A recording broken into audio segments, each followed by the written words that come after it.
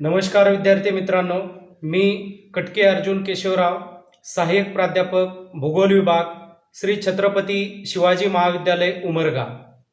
शैक्षणिक वर्ष 2020-21 मध्ये मी आपणा सर्वांचे सहर्ष स्वागत करतो. आज आपण BA तृतीय वर्ष 5वे सेमिस्टर या सेमिस्टरमधील पर्यावरण भूगोल या विषयावर आज आपण चर्चा करणार आहोत. या विषयाचा अभ्यासक्रम आणि त्या अभ्यासक्रमाची पूर्ण सविस्तर अशी माहिती आज आपण पाहणार आहोत. तसं पाहायला गेलं तर पर्यावरण भूगोल हा पेपर तुम्हीच म्हणण्याऐवजी जे पदवी घेणारे विद्यार्थी आहेत, सर्वच शाखेचे, कला असेल, सायन्स असेल किंवा कॉमर्स असेल, BCS असेल, या सर्व शाखेच्या विद्यार्थ्यांना UGCने हा विषय पर्यावरण भूगोल हा विषय कंपल्सरी केलेला आहे. तो दुसऱ्या वर्षाला पास झाल्यानंतरच आपलं तृतीय वर्षामध्ये ॲडमिशन होत असतं. मग याला अनुसरूनच आपण जो काही सेकंड इयरला अभ्यास केलेला आहे त्याचाच विस्तृत स्वरूपामध्ये अभ्यास आपल्याला यावर्षी थर्ड इयरला सबसिडरीचा पेपरमध्ये आपल्याला करावायचा आहे. मग पर्यावरण म्हणजे काय हे आपण गेल्या वर्षी शिकलेलं आहे. त्याच अनुसरून जर पाहायचं झालं तर पर्यावरण म्हणजे काय, तर पर्यावरण म्हणजे काय जर पाहायचं झालं तर आपल्या सभोवताली जी काही परिस्थिती आहे किंवा आपल्या सभोवताली जे काही आपल्याला दिसतं त्याला आपण पर्यावरण असं म्हणतो. मग साधारणपणे आपल्याला दोन प्रकारच्या परिस्थिती आपल्याला दिसून येतात. एक आहे नैसर्गिक परिस्थिती आणि दुसरी आहे सांस्कृतिक परिस्थिती. नैसर्गिक परिस्थितीमध्ये आपण समजू शकतो की ऊन आहे, वारा आहे, किंवा भौगोलिक भाषेमध्ये जर बोलायचं झालं तर तापमान आहे, आर्द्रता आहे, वृष्टी आहे, या गोष्टीचा समावेश होतो. तर सांस्कृतिक घटकामध्ये जर पाहायचं झालं तर मानवाने निर्माण केलेली घर असतील, शाळा असतील, उद्योगधंदे असतील, बगीचे असतील, या सर्व घटकांचा समावेश हा सांस्कृतिक घटकामध्ये होतो. म्हणजेच आपल्या सभोवताली निसर्गाने निर्माण केलेली एक रचना आहे आणि आपण म्हणजेच मानवाने आपल्या बुद्धीच्या जोरावर निर्माण केलेली एक रचना आहे. या रचनेलाच सम्मिलित स्वरूपामध्ये आपण पर्यावरण हा शब्द प्रयोग करतो. थोडक्यात आपल्या सभोवताली असलेली परिस्थिती त्याला आपण पर्यावरण हा शब्द प्रयोग करतो. ही परिस्थिती मानवनिर्मित एक असते आणि नैसर्गिक निर्मिती एक असते. याला अनुसरून पर्यावरणाचे दोन प्रकार पडलेले आपल्याला दिसून येतात, नैसर्गिक पर्यावरण आणि सांस्कृतिक, त्यालाच मानवनिर्मित पर्यावरण असं सुद्धा आपण म्हणतो. या वर्षीच्या अभ्यासक्रमामध्ये जर पाहायचं झालं तर आपल्याला पर्यावरण भूगोल हा पेपर अभ्यासायचा आहे. पर्यावरण भूगोलाविषयी जर बोलायचं झालं 1950 ते 1970 या कालखंडापासून किंवा या कालखंडाच्या दरम्यान जर आपल्या देशामध्ये पाहायचं झालं तर पर्यावरण भूगोल हा अभ्यास विषय प्रामुख्याने अभ्यासला जाऊ लागला. जगातील वेगवेगळ्या विद्यापीठामध्ये याच्या पूर्वीच पर्यावरण भूगोलाचा अभ्यास करायला सुरुवात झालेली होती, पण प्रामुख्याने भारतामध्ये 1950च्या नंतर पर्यावरण भूगोलाच्या अभ्यासाला अनेक विद्यापीठामध्ये सुरुवात झालेली आपल्याला दिसून येते. आज भूगोलाच्या प्राकृतिक भूगोल आणि मानवी भूगोल या ज्या काही दोन शाखा आहेत, या दोन शाखांना जोडणारा दुवा म्हणून पर्यावरण भूगोलाचे महत्त्व असलेले आपल्याला दिसून येते. आता मुळात प्रश्न असा निर्माण होतो की पर्यावरण भूगोलाचा अभ्यास करण्याची गरज का निर्माण झाली, सर्व पदवीच्या वर्गांना हा विषय कंपल्सरी करण्याची गरज का भासली. हे पाहत असताना आपल्याला या पर्यावरणाचा थोडासा इतिहास पाहावा लागेल किंवा ऐतिहासिक संदर्भ घ्यावे लागतील. आपण जर आपली लोकसंख्या आजची पाहिली आणि पुरातन किंवा खूप प्राचीन कालखंडातील लोकसंख्या जर पाहिली, यामध्ये खूप मोठा बदल झालेला आपल्याला दिसून येतो. आपली संख्या म्हणजेच लोकांची किंवा मानवांची संख्या ही कमी होती, पण जंगलात राहणाऱ्या हिंस्र प्राण्यांची संख्या ही अत्याधिक होती. या कारणाने सुरुवातीच्या अवस्थेमध्ये मानव आपल्याला माहीत आहे की वृक्षावर राहत होता. हिंस्र प्राण्यापासून संरक्षण करण्यासाठी तो वृक्षवासी होता. कालांतराने त्याला ज्यावेळेस शेतीचा किंवा आपण जे काही खातो ते आपल्या थुंकीतून बाहेर टाकल्यानंतर, उदाहरणार्थ बोर खाल्ल्यानंतर आटोळी आपण बाहेर टाकतो, ती आटोळी खाली टाकल्यानंतर पुन्हा उगवते आणि त्याला त्याच प्रकारचे फळं लागतात. हे छोटासा शोध मानवाला लागला आणि हाच शोध होता शेतीचा. वृक्षावरील मानव हा भूतलावर उतरला आणि भूतलावर उतरून त्यांनी जंगल नसलेला प्रदेश निवडला, म्हणजेच मैदानी प्रदेशामध्ये तो राहू लागला. अशा प्रदेशामध्ये तो गुहा करून राहू लागला. म्हणजे वृक्षवासी मानव हा भूतलवासी गुहावासी झाला. कालांतराने तो कच्च्या घरामध्ये गेला, कच्च्या घरामधून पक्क्या घरामध्ये गेला आणि परत पक्क्या घरामधून आपल्याला पुढचा वस्तीचा क्रम माहीतच आहे की जसं की आपण एक मजली घर, फ्लॅट सिस्टम आली, रो हाऊस आले आणि आज जर आपण पाहिलं तर बहुमजली इमारती निर्माण झालेल्या आपल्याला दिसून येतात. म्हणजेच मानवाने विकासाच्या शृंखलेमध्ये आपल्याला लक्षात येतं की मोठ्या प्रमाणामध्ये पर्यावरणामध्ये बदल घडवून आणला. ज्यावेळेस वृक्षवासी मानव भूतलवासी झाला त्यावेळेस तो शांत राहिलेला नाही. आपलं हिंस्र प्राण्यापासून संरक्षण व्हावं म्हणून त्याने वनाला अग्नी लावायला सुरुवात केली. म्हणजे आपण सुरक्षित राहावं या दृष्टिकोनातून त्यानं वन जाळायला किंवा कृषी करण्यासाठी वन जाळायला सुरुवात केली. इथूनच पर्यावरणाची अधोगती चालू झालेली आपल्याला दिसून येते. मग या कालखंडापासून जर आपल्याला जायचं झालं तर त्यासाठी बराचसा वेळ जाणार आहे. थोडक्यात आपण जर पाहायचं तर मानव आणि पर्यावरण यांचे संबंध हे प्राचीन कालखंडापासून आहेत. पण हे संबंध प्रामुख्याने आपल्याला जर पाहायचे झाले तर प्राचीन मानव हा प्रामुख्याने पर्यावरणावर अवलंबून होता. तसं पाहायला गेलं तर आज सुद्धा आपण पूर्णपणे पर्यावरणावरच अवलंबून आहोत. पर्यावरण आहे तरच आपण आहोत. कारण कितीही आपण बुद्धीच्या जोरावर आर्थिक प्रगती साधली तरी आपल्याला पर्यावरण हे नितांत गरजेचंच आहे. या गरजेतूनच आपल्याला पर्यावरण भूगोल किंवा पर्यावरण विज्ञान या शाखेचा जन्म झालेला दिसून येतो. मानवाने औद्योगिक क्रांती घडवून आणली आणि त्यातून सर्वप्रथम आर्थिक विकास हीच श्रृंखला पुढे आणली. पण या श्रृंखलेमधून आपल्याला माहीत आहे की फक्त आर्थिक विकास करून चालणार नाही. यामधून विविध प्रकारच्या समस्या मानवाला दिसून आल्या. जसे की ग्लोबल वॉर्मिंग असेल किंवा हरितगृह परिणाम असेल किंवा ओझोन थर असेल, ओझोन थराचा क्षय यापासून होणारे विविध दुष्परिणाम असतील. याची जाणीव मानवाला झाली तेव्हा मानवाने फक्त विकास किंवा आर्थिक विकास हीच संकल्पना न पकडता सतत विकास किंवा शाश्वत विकास या संकल्पनेचा आधार घेतला आणि त्या आधाराला अनुसरूनच आज आपल्याला माहीत आहे की पर्यावरण भूगोल मानवाने विकासही केला पाहिजे, पण हा विकास हा शाश्वत विकास असला पाहिजे. म्हणजेच पर्यावरणाची हानी न करता भावी पिढीला संसाधने उपलब्ध राहतील या दृष्टिकोनातून विकास केला पाहिजे. हे मानवाला आज लक्षात आलेलं आहे. त्यातून ही पर्यावरण भूगोल ही ज्ञानशाखा उदयास आलेली आपल्याला दिसून येते. मानवाची भूमिका जर पाहायची झाली तर आपल्या विकास करण्यासाठी तो पर्यावरणाचा मोठ्या प्रमाणामध्ये अंधाधुंद स्वरूपामध्ये गैरवापर किंवा मोठ्या प्रमाणात हानी घडवून आणत होता. मग ही हानी घडवून आणत असताना त्याची एक भावना अशी झालेली होती की निसर्ग किंवा nature is not more than adviser. म्हणजे निसर्ग हा फक्त एक सल्लागारा पुरताच आहे अशी मानवाची एक भूमिका झालेली होती. पण मित्रांनो, आता जे काही कोविड-19 हे संकट आलेलं आहे या संकटातून आपल्याला लक्षात येतं निसर्ग हा एक सल्लागारच नाही तर निसर्ग हा कर्ता करविता आहे. कारण आपल्याला जर उदाहरणातून स्पष्ट करायचं झालं, आपण गंगा शुद्धीकरण करण्यासाठी मुंबई असेल, दिल्ली असेल, बेंगलोर असेल यासारख्या शहरामधील प्रदूषणाची पातळी कमी करण्यासाठी सातत्याने प्रयत्न करत असतो. पण फक्त आणि फक्त या 3 महिन्यामध्ये ज्यावेळेस ही पूर्ण व्यवस्था बंद झालेली होती त्यावेळेस ऑटोमॅटिकली गंगा नदीच्या प्रदूषणाची पातळी कमी झाली. मोठमोठ्या शहरामधील प्रदूषणाची पातळी कमी झाली. यातून निसर्गाने समतोल राखण्याचा प्रयत्न केला. एवढंच नाही तर पंजाब सारख्या राज्यामधून हिमाचल प्रदेश किंवा जो हिमालयन पर्वतरांगा आहेत या हिमालयन पर्वतरांगेमधील धुवाधार नावाची पर्वतरांग सुद्धा पंजाबमधून दिसू लागली. म्हणजेच निसर्गाने 3 महिन्यामध्ये जे काही प्रदूषण आहे हे आटोक्यात आणलं किंवा कमी प्रमाणामध्ये झालं. त्यातून आपलं शुद्धीकरण करून आणलं.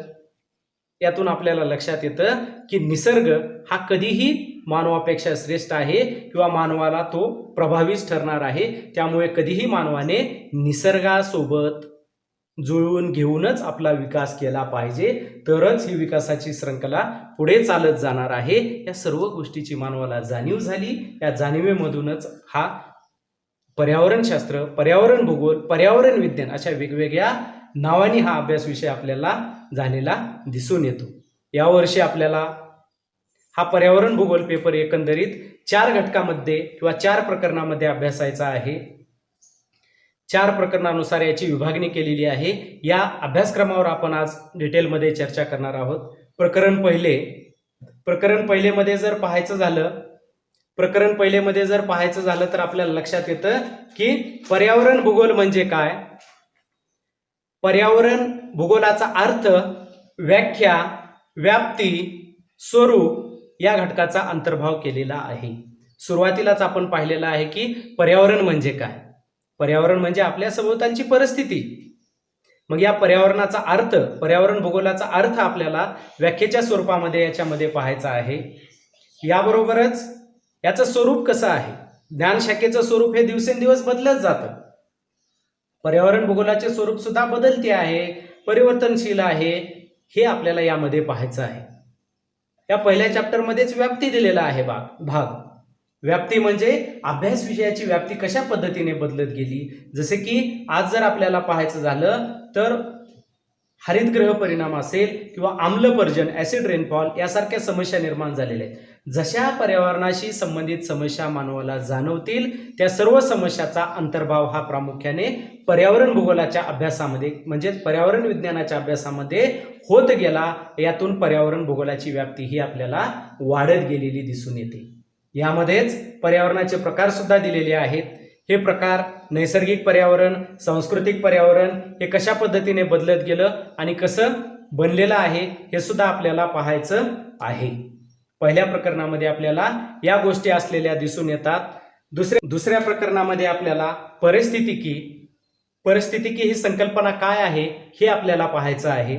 जसं की चार्ल्स डार्विन असतील, यांनी सजीवाच्या उत्क्रांतीचा जो काही सिद्धांत मांडला, 1859 साली जो सिद्धांत मांडला, सजीव आणि निवास याच्यामध्ये काय संबंध असतो आणि या संबंधातून म्हणजेच मानवाची उत्क्रांती कशी होती किंवा कोण टिकतो, जो प्रभावी असेल, जो पर्यावरणाशी अनुकूलन साधेल तो टिकेल, हे या संकल्पना डार्विन यांनी मांडलेल्या आहेत. या संकल्पनेला अनुसरूनच जर्मन प्राणीशास्त्रज्ञ अर्नस्ट हॅकेल यांनी 1869 मध्ये इकॉलॉजी हा सर्वप्रथम शब्द प्रयोग केलेला आपल्याला दिसून येतो. या इकॉलॉजीचा संदर्भ हा आपल्याला जर्मन जे काही प्राणीशास्त्रज्ञ आहेत त्यांच्याशी असलेला आपल्याला दिसून येतो.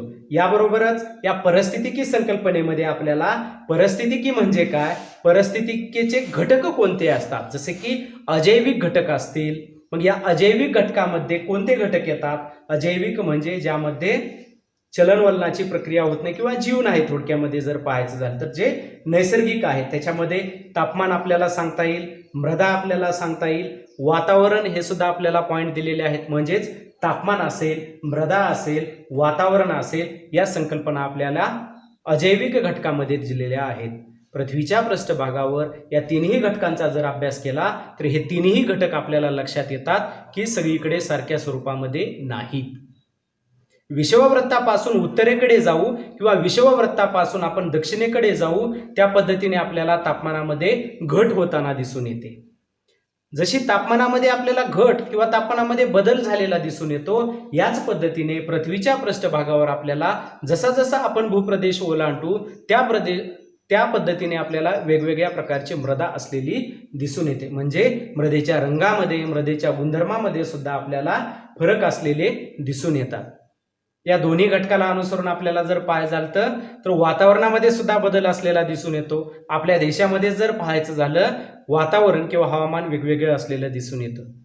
त्याचं ज्वलंत उदाहरण जर घ्यायचं झालं, त्या वातावरणाला अनुसरून आपण कपडे असेल, आहार असेल कसा बदलतो. दक्षिणेला जर गेलो आपण तर लुंगी हा पेहराव दिसतो. उत्तरेला जर गेलो आपण जम्मू काश्मीरमध्ये तर टाय घातलेले सुटाबुटातील व्यक्ती दिसून येतात. हा बदल हा वातावरणाला अनुसरून झालेला आपल्याला दिसून येतो. एका देशामध्ये जर एवढा बदल असेल तर पृथ्वीच्या पृष्ठभागावर किती मोठा बदल असेल हे आपल्याला परिस्थितिकीच्या घटकामध्ये समजून घेता येईल. याला अनुसरूनच दुसरा घटक आहे जैविक घटक. अजैविक घटकाला अनुसरून जैविक घटकांची निर्मिती झालेली असते. उदाहरण जर द्यायचं झालं, वाळवंटामध्ये पाळीव प्राणी म्हणून उंट पोसला जातो, कारण त्या ठिकाणी तो पाण्याचं दुर्भिक्ष सहन करू शकतो, इतर प्राणी सहन करू शकत नाहीत. त्याच्या तुलनेत इतर ठिकाणी उंट पोचला जात नाही. म्हणजे जसं अजैविक घटक असतील, तापमान, पाणी किंवा हवामान, त्याला अनुसरून आपल्याला जैविक घटक निर्माण झालेले दिसून येतात. मग पृथ्वीच्या पृष्ठभागावर हे जैविक घटक कोणते आहेत? सूक्ष्मजीव. या जीवांची संख्या कशी आहे? जीवसंख्या म्हणण्याचा अर्थ असा आहे, एका जातीमध्ये, जीवांच्या जातीमध्ये विविध प्रकारचे जीव सुद्धा असतात. वाघ म्हटल्यानंतर आपल्या डोळ्यासमोर वाघाचं चित्र येतं, पण सामान्य चित्र येतं, पण या वाघामध्ये सुद्धा आपल्याला विविध प्रकार, वेगवेगळ्या पट्ट्याचे, वेगवेगळ्या कलरचे वाघ असलेले दिसून येतात. हे जीवसंख्येमध्ये पाहायचं असतं. याला अनुसरूनच जैविक समुदाय ही सुद्धा संकल्पना आपल्याला दिलेली दिसून येते. या जैविक समुदायामध्ये विविध समुदाय किंवा विविध प्रकारच्या वनस्पती, प्राणी समुदाय एकत्रित येऊन कशा पद्धतीने समुदाय झालेला असतो हे आपल्याला प्रकरण 2 मध्ये पाहावयाचं आहे. अशा पद्धतीने प्रकरण 2 आपल्याला दिलेला आहे. प्रकरण 3 मध्ये आपल्याला परिसंस्था ही संकल्पना प्रामुख्याने पाहावयाची आहे. या संकल्पनेमध्ये जर पाहायचं झालं तर परिसंस्था म्हणजे काय? जसं आपल्याला पाहायचं झालं 1935 मध्ये A.G. टान्सले यांनी सर्वप्रथम ही संकल्पना मांडली. या संकल्पनेला इंग्रजीमध्ये इकोसिस्टम हा शब्द प्रयोग केला जातो. इकोसिस्टम या शब्दाची जर आपण फोड केली, इको अधिक सिस्टम, इकोचा अर्थ असा आहे सजीव, सजीवांची निवासाची किंवा सजीवाची निवास, आणि सिस्टमचा अर्थ आहे व्यवस्था. सजीवाची राहण्याची जी व्यवस्था आहे त्या व्यवस्थेचा किंवा प्रक्रियेचा अभ्यास म्हणजेच आहे परिसंस्थेचा अभ्यास.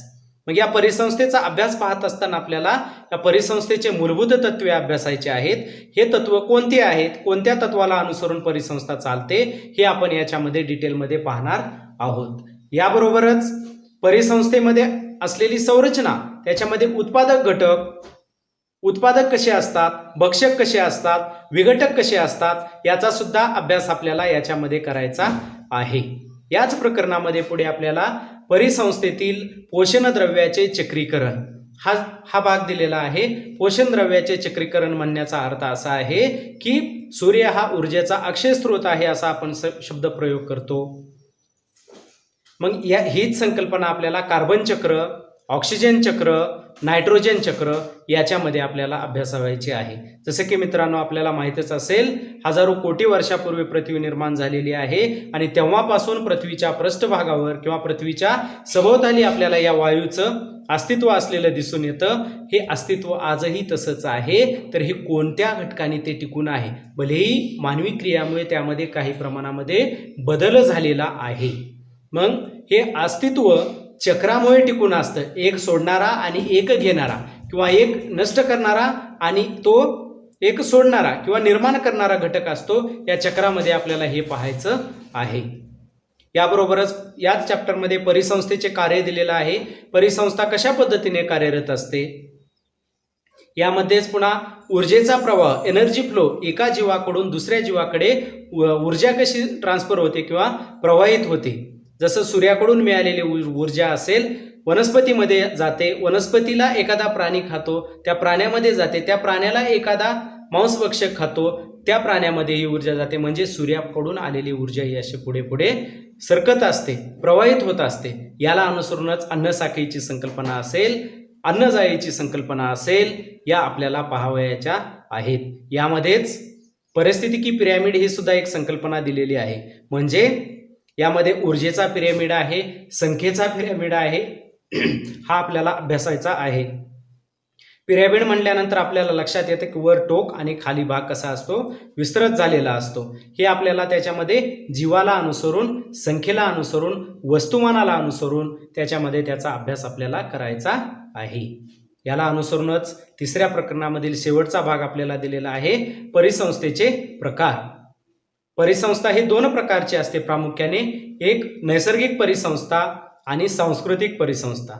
नैसर्गिकचा अर्थ स्पष्ट आहे, निसर्गाद्वारे निर्माण झालेली परिसंस्था त्याला नैसर्गिक परिसंस्था असे म्हणतात. मग निसर्गाने निर्मिती जर पाहायची झाली, जलाची केलेली आहे त्याच्यामध्ये जलपरिसंस्था आल्या, भूपृष्ठाची केलेली आहे भूपरिसंस्था आल्या. पुन्हा भूपरिसंस्थेमध्ये उंचवट्याचा, पर्वताचा भाग आहे, पठाराचा भाग आहे, मैदानाचा भाग आहे. याला अनुसरून त्याचे वेगवेगळे प्रकार आले. पुन्हा जलामध्ये पुन्हा खाऱ्या पाण्यातील आल्या, गोड्या पाण्यातील आल्या, जलाचाच प्रकार नदीमध्ये आलेला आहे, असे त्याचे वेगवेगळे नैसर्गिक परिसंस्थेचे प्रकार सुद्धा आपल्याला या प्रकरणामध्येच पाहायचे आहेत. आणि दुसरी आहे सांस्कृतिक परिसंस्था. याच्यामध्ये जसं आपल्याला उदाहरण देता येईल की कृषी परिसंस्था. हे आपल्याला प्रकरण 3 मध्ये डिटेल स्वरूपामध्ये आपल्याला अभ्यासायचं आहे. शेवटचा चॅप्टर आपल्याला दिलेला आहे प्रकरण 4. याच्यामध्ये जर पाहायचं झालं तर पर्यावरण आणि परिसंस्था याच्यामध्ये आजच्या काळाला ज्या वेगवेगळ्या समस्या निर्माण झालेल्या आहेत, या समस्या कशा पद्धतीने सोडवता येईल किंवा या समस्या कोणत्या आहेत, या प्रामुख्याने आपल्याला 4 समस्या दिलेल्या आहेत. त्याच्यामध्ये जर पाहायचं झालं तर जागतिक तापमान वाढ, जगाचं तापमान वाढत आहे. आता जगाचं तापमान वाढ म्हटल्यानंतर आपल्याला लक्षात येतं किंवा पृथ्वीच्या पृष्ठभागाचं तापमान वाढत आहे. सामान्यपणे पृथ्वीच्या पृष्ठभागाची सरासरी तापमान जर पाहायचं झालं तर 15 अंश सेल्सिअस इतकं आहे. ते ध्रुवीय प्रदेशामध्ये 0 असो किंवा 0च्या खाली असो किंवा विषुववृत्तीय पट्ट्यावर 40-50च्या वर असो, या सर्वांची सरासरी जर आपण पाहिली तर पृथ्वीच्या पृष्ठभागावर 15 अंश सेल्सिअस इतकं तापमान असलेलं आपल्याला दिसून येतं. या तापमानामध्ये होत जाणारी वाढ म्हणजेच काय आहे, जागतिक तापमान वाढ आहे. मानवाने उद्योगधंद्याची वाढ केली, वाहतुकीमध्ये वाढ केली किंवा वाहतुकीची साधनं वाढवली, दगडी कोळशाचं ज्वलन मोठ्या प्रमाणामध्ये केलं आणि याच पद्धतीने वृक्षांचं प्रमाण कमी केलं. त्यातून आपल्याला लक्षात येतं की कार्बन, नायट्रोजन याचं प्रमाण वाढत जाऊन जगाचं तापमान हे वाढत गेलेलं आहे. या समस्येचा अभ्यास आपल्याला या प्रकरण 4 मध्ये करायचा आहे. याबरोबरच पुढची समस्या फूड सिक्युरिटी, ज्याला अन्न सुरक्षा असे म्हणतो आपण, ही समस्या सुद्धा आपल्याला अभ्यासायची आहे. त्याला अनुसरूनच वाळवंटीकरणाची समस्या आहे. वाळवंटीकरण ही सुद्धा जगामध्ये मोठ्या प्रमाणामध्ये निर्माण झालेली समस्या आहे.